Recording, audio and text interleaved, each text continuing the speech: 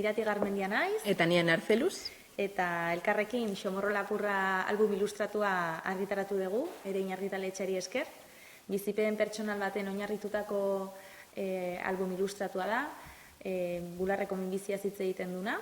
Eta bertan ikusiko duzue Katalin, protagonista, nola doan Xomorroarekin horre hartu emanen.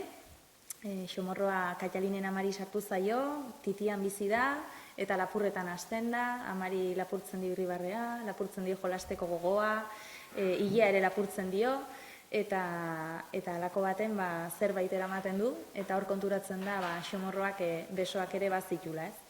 Erreminta moduko bat da, olako egoera bat bizitzen ari dien familiei laguntzeko, baina aldi beren gure gizarten tabutzat daukagun gai hau lantzeko, ez, aukera ematen digu, etxean, eskolan, eta orduan bide hortatik aurkezten dugun album ilustratua da.